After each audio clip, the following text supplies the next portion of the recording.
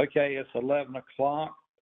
I'd like to call this special meeting of North Carolina Marine Fisheries Commission meeting on April the 18th to order.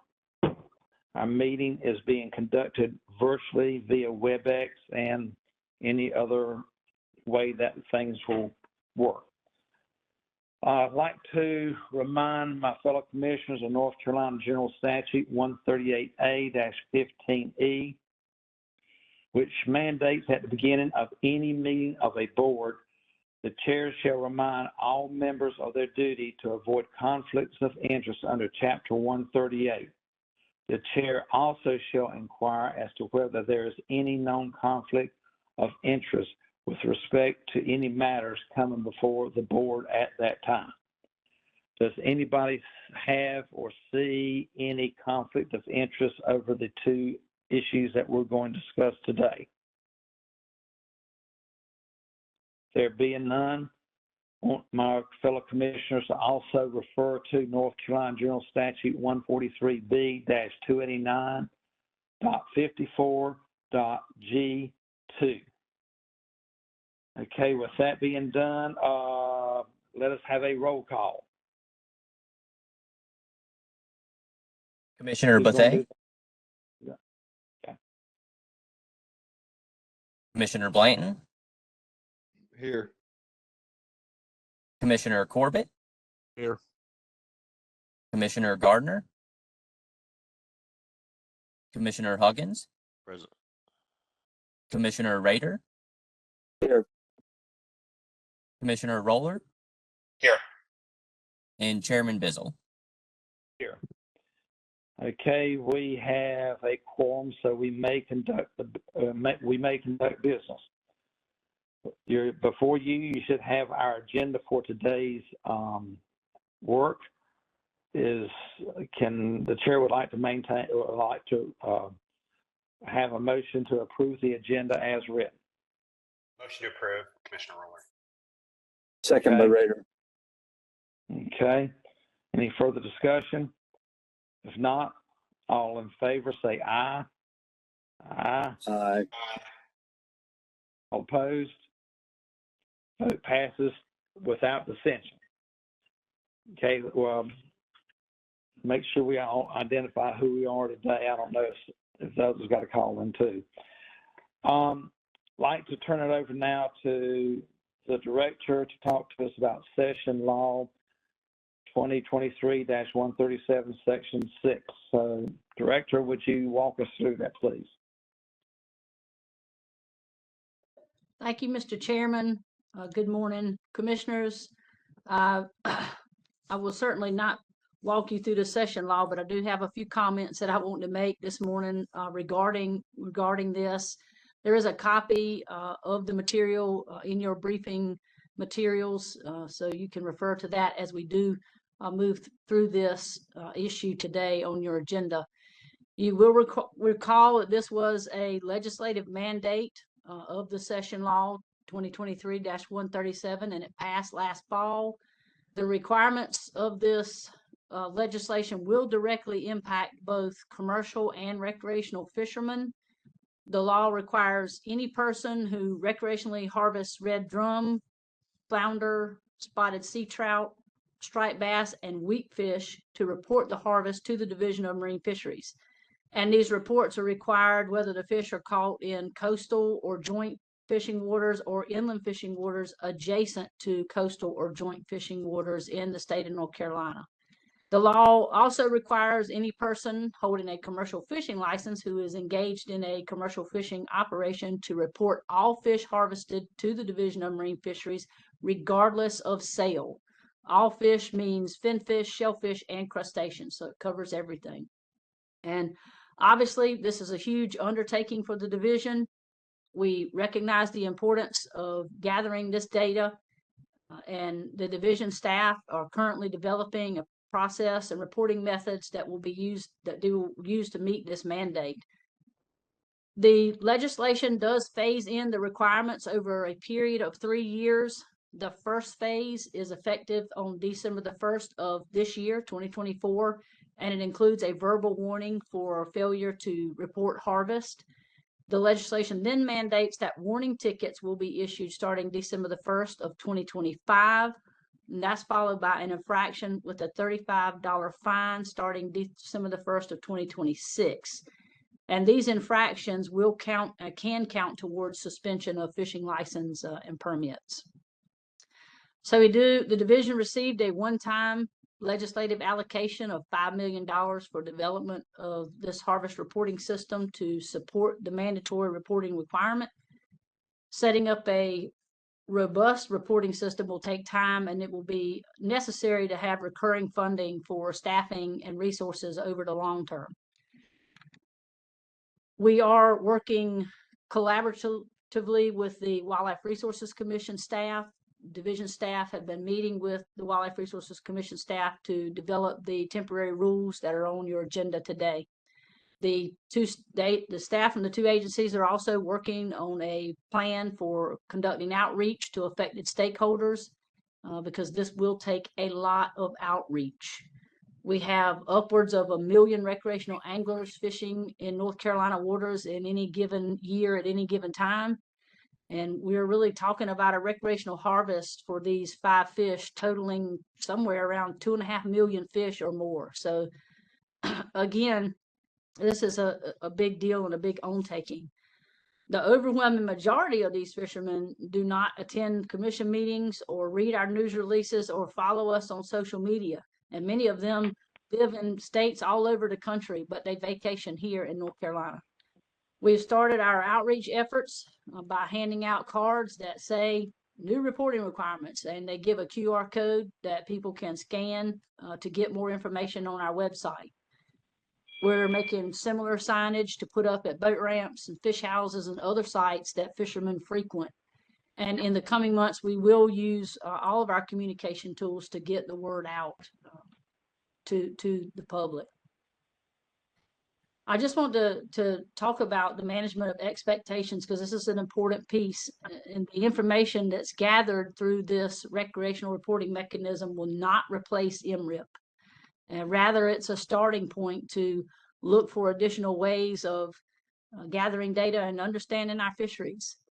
The division will receive this additional reporting in addition to MRIP, but not instead of it, as MRIP is currently the only accepted recreational data collection tool for management on the East Coast. So it is important to manage expectations and try to balance the need to educate the fishing public on their individual impact to the resource with being able to use the data to manage the resources, and particularly in the near term.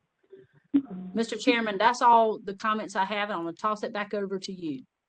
Okay, thank you, Director. Any questions of the Director about this? There being none, I'd like to turn it No, over there's a to- question. Can I have a question? Excuse. Go ahead. Yes, Director. How is this reporting requirement going to apply for hire boats as well as fishing piers, which are covered by state blanket licenses? So everyone is required to report. Catherine or someone on the work group, do we have any specifics on that to cover at this time? The easiest way to answer that question is to go to the language that's in the law. And Commissioner Roller, the law requires each person to report. And so in that case, even though the person may be fishing on a pier that's covered by a blanket pier license, the onus in the legislation is on the individual. So each individual person would be responsible for reporting their own harvest. How is that going to be reflected, say, where you have a non-licensed person, say, fishing on a for-hire vessel? And is that on the responsibility of the person or the responsibility of the captain? Yeah, it's going to be each individual person. One of the details that I'll walk through in just a minute is the kinds of data that a person will need to report, and it accommodates someone who has a license or who does not hold their own license. Okay, thank you. I'll reserve my questions if you're going to go over that. Thank you. Okay, any other questions right now? Rob, I don't see any other hands up. Okay, great, thank you. Okay, moving on, I would like to turn it over to our attorney, Christine Ryan, for a few comments on things. Thank you, Mr. Chair. Hello, commissioners. Just wanted to highlight the schedule for what we're attempting to do here. Globally, we're trying to implement a temporary rule based on the statute. The statute says we have to implement a temporary rule and then a permanent rule. So what we're doing here today is potentially voting on noticing the language of the temporary rule, and that was all included in your package. After we notice the temporary rule, we open it up for public comment, and the Office of Administrative Hearings also posts it on their website. We accept all comments, and then we have a public hearing with Wildlife Resources because we're essentially adopting these rules jointly. Then that will take place at the beginning of May, and then on June 6th, both the Wildlife Resources, WRC, and you all hopefully will vote on the final approved temporary rule, which will then get sent to the Rules Review Commission. And the way the statute's written, once this temporary rule is adopted, it stays in place until the permanent rule is approved. And the permanent rule, as you know, is going to take a lot longer. It's got that fiscal impact report and the other steps involved with adopting a permanent rule. But we have the, I'll call it a luxury of being able to have this temporary rule once it's implemented in place until the permanent rule is finally accomplished. Any questions? That is a very quick and dirty high-level review of what we're doing here and why. Any questions from anybody? No hands. Okay. What'd you say, Hope? No hands. Okay, great. All right. Good enough. Moving on. Catherine, would you take us through these two rules that we need to vote on today? Yes, sir. So for the commissioners, there are two proposed temporary rules in your briefing materials, and those are for your consideration today. There is one for the commercial harvest reporting requirements and one for the non-commercial harvest reporting requirements, i.e. recreational. The temporary rules reflect what we can do in the short term to meet the requirements of the law for harvest reporting tools that can be developed quickly. The permanent rules will reflect development of more robust harvest reporting tools. So we don't have a lot of time to get those things built. And so we're going to do what we need to get something in place by the start date of December 1, 2024. And then at the same time, continue developing tools that are friendlier for everyone and also allow us to manage the incoming data better.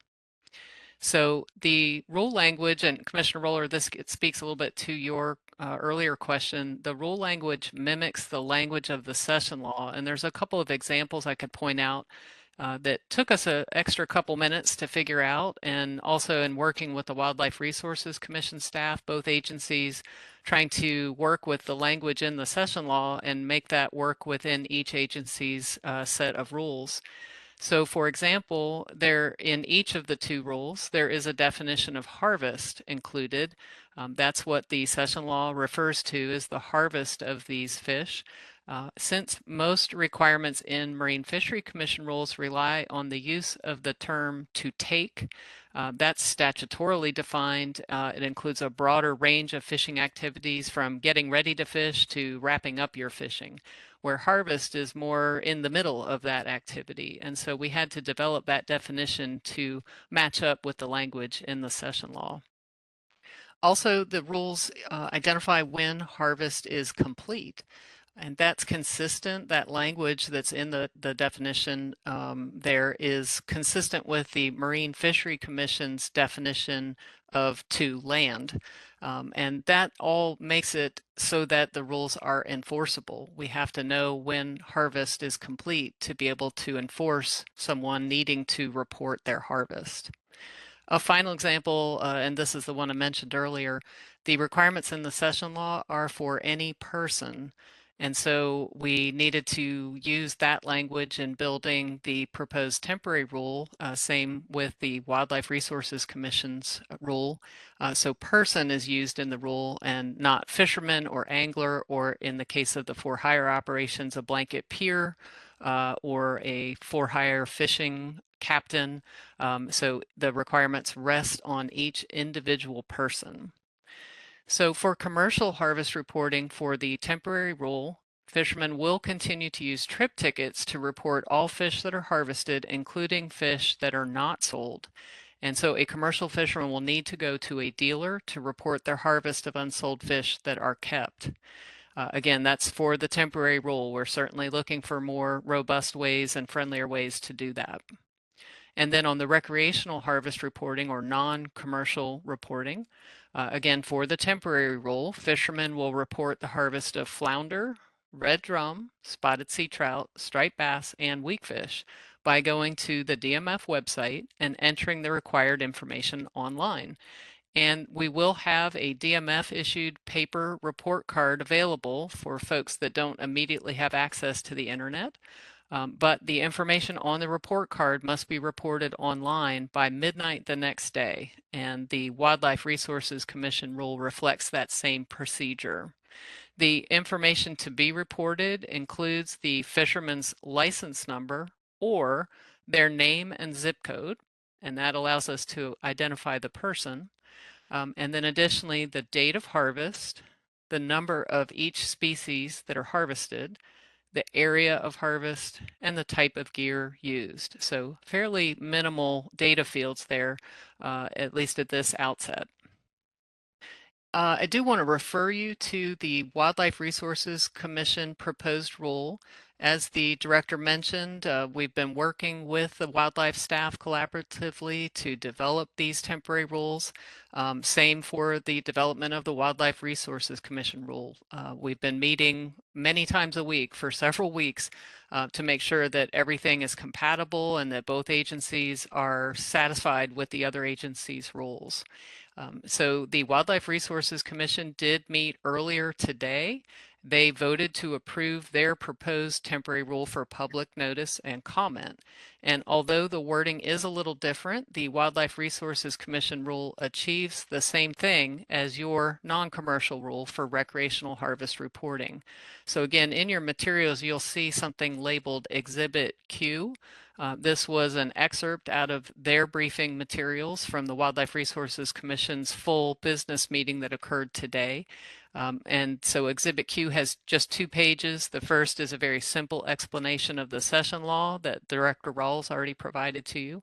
And then the second page is the Wildlife Resources Commission's proposed rule. So this is just provided as a courtesy, not trying to confuse things. The Marine Fisheries Commission is obviously just voting on Marine Fishery Commission rules, but we wanted to make sure that you could see all the parts and how they line up.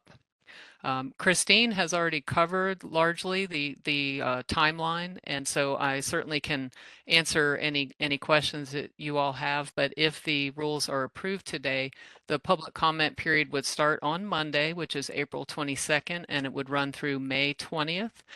May 1st, we'd have a hearing that we would do combined with the wildlife. That would be on Zoom at 6 o'clock in the evening on May 1st.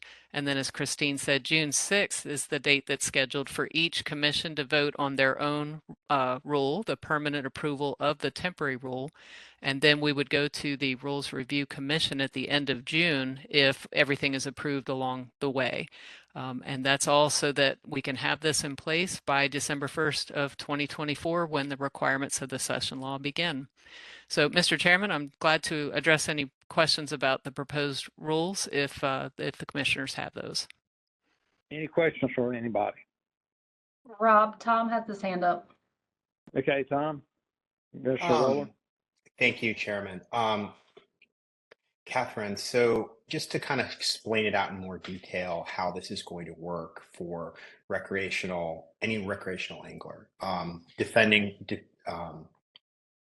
as harvest is defined, how are we going to expect people to report? I So know you kind of covered it. I just want to kind of like very, very easily lay it out. If that makes yeah, sense. we have had a lot of discussion about this very thing on a practical level, how that would play out. And of course, we're talking about lots of different settings where fishing can occur.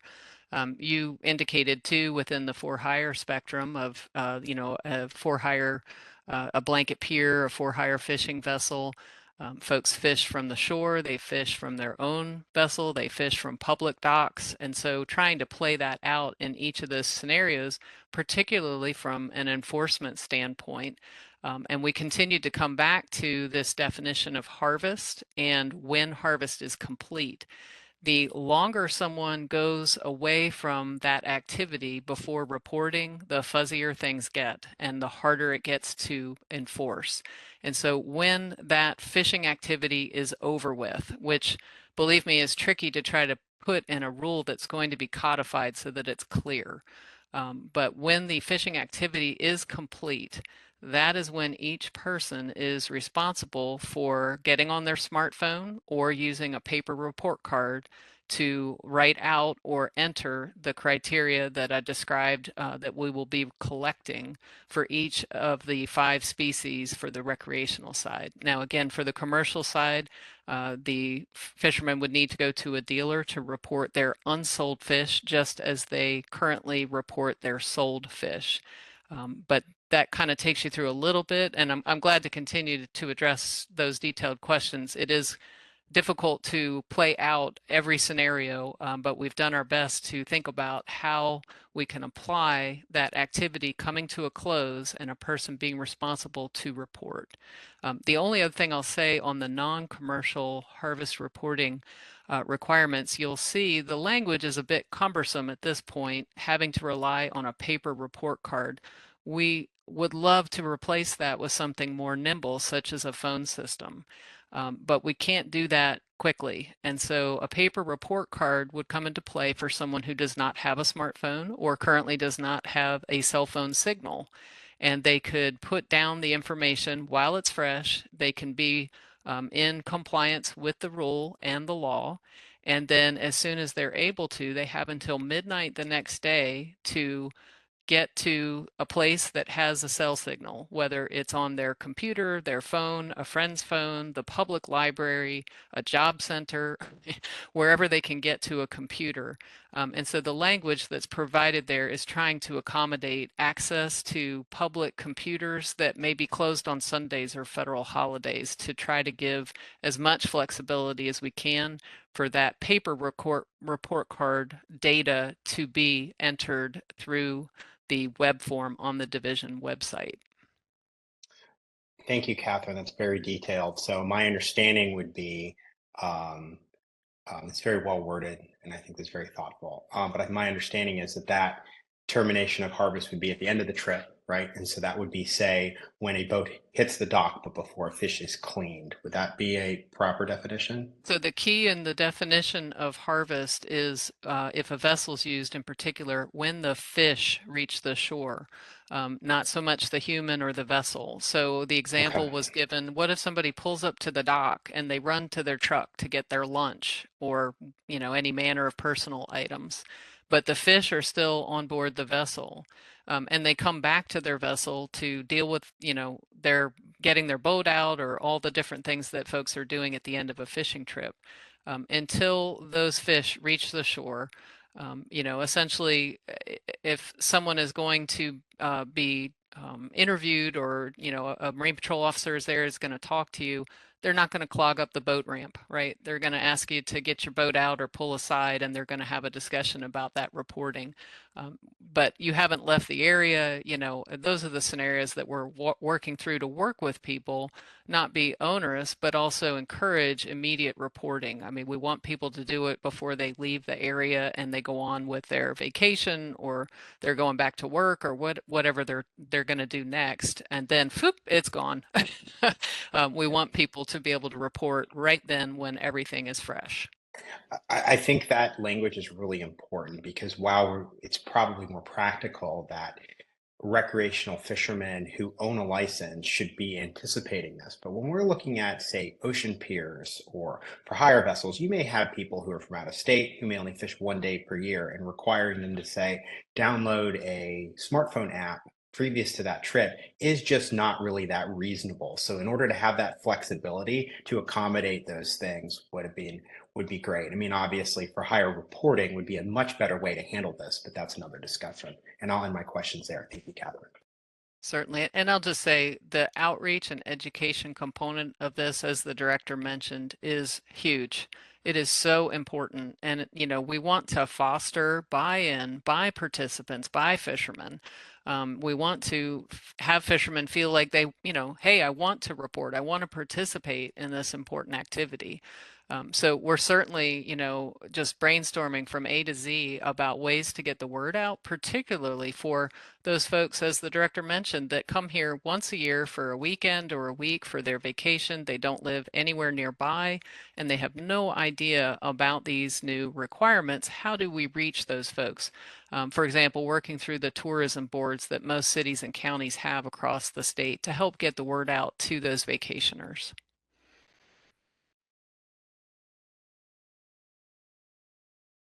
Have you, Tom? Thank you. Thank you. Anybody else with questions? Dr. Rader, I saw your hand go up. Hey, Dr. Rader? Thank you, Mr. Chairman. Yeah, I was waffling on whether to bring either of these things up or not, anticipating that we would get feedback on them and then address them in June. But the first thing is, I'm assuming the reduction or reducing to possession is an artifact of the legalisms related to translating a public resource for a private resource, and that, I mean, people will think that's weird, but I assume that that's a necessary weirdness. True? Yes, sir. That wording was developed very much so with our enforcement personnel in mind, and that applies to, you know, the discussions we've had with the wildlife staff as well. Right. And then the second thing is, I think the word fish is interesting, as the director addressed it, and probably in terms of the difference among the administrative agencies, et cetera, will require some further thought. But I just wonder if the public looking at these proposed rules would recognize, in fact, that quote fish means not just taxonomic fish, and just even though the definition of that is elsewhere in the administrative code, whether at least educational materials ought to clarify for prospective affected parties that it's not just what people typically understand to be fish. Well, So does that need to be expressly listed? In the case of fish and the director's comments about that being broader than just finfish, you know, something with fins that swims, that it also includes shellfish and crustacea. That is in the realm of the commercial harvest reporting. And I think there we're dealing with a population of fishermen that are more informed about what the term fish means legally as it's defined in statute, where on the recreational side or the non-commercial harvest reporting, right now it is 5 specific finfish species. And so hopefully that terminology won't come into play with the non-commercial harvest reporting requirements. I understand that, and I thank you for it. But it seems to me the question still pertains to people, let's say, enjoying waters, recreationally catching crabs and shrimp and eating them, and whether or not there's a reporting duty for or selling them off the dock, or for that matter, illegally harvesting them. Remember Al Capone and all of that, and so it could well be that clarifying that there creates an opportunity. Don't need to do it today at all, but moving forward, whether there is something else there that needs to be clear about who is caught in the net and what kinds of activities they are required then to report about. And I'm thinking particularly about, let's just call it less formal crabbing and shrimping, and for that matter, fin fishing. Sure. And I mean, that's not a bad idea at any point, right? To broaden folks' horizons on what fish really means under the law in North Carolina. I think in this instance, it could be useful to point out what recreational anglers at this point are not required to report the harvest of, such as crabs or shrimp. But certainly the 5 species, the flounder, red drum, spotted sea trout, striped bass, and weakfish, those are the focus species right now under the new requirements. But we certainly hear your comment and can incorporate that in our discussions about outreach and education to the public. Thank you. Okay, Commissioner Rader, has everything been answered for you? I'm good, thanks. Okay, great. Does anybody else have questions or comments? All right, there appear to be none. Let's have a vote on these two rules, and I want to do them separately because there's enough variance in both rules that I think we need to vote on them separately and per roll call. So maybe conduct the roll call, please. I'll make this motion as written. It's Commissioner Roller. And Rader will second. Rader will second. Right. And we're doing them each. Is that right? So this is the first one. We're doing them each. This is Roller and Rader, first and second for the first of the temporary rules. Okay. So now can we have a roll call, please? Commissioner Bethea? Hey. Commissioner Blanton? I did aye. Sorry. I know I said it sounded like A, but it was something in my throat. Thank you. Commissioner Corbett? Yes. Commissioner Gardner? Yes. Commissioner Huggins? Aye. Commissioner Rader? Yes. Commissioner Roller? Aye. And Chairman Bizzle? Aye. Motion passes unanimously. So moving on to the second temporary rule, do we have a motion to approve this publication of temporary rule? Motion to approve, Commissioner Roller. Okay, is there a second? Second by Rader. By Rader, okay. Any further discussion? If not, roll call vote, please. Commissioner Bethea? Aye. Commissioner Blanton? Aye. Commissioner Corbett? Yes. Commissioner Gardner? Yes. Commissioner Huggins? Aye. Commissioner Rader? Yes. Commissioner Roller? And Chairman Bizzle? Aye. Motion passes unanimously. All right. This ends our meeting. I've been a little awkward today. I've had a little frustration trying to get on with the computer, and appreciate staff helping me out and bearing with me. So you all have a good rest of your day, good weekend, and we'll be talking soon. Thank you very much. Meeting is adjourned.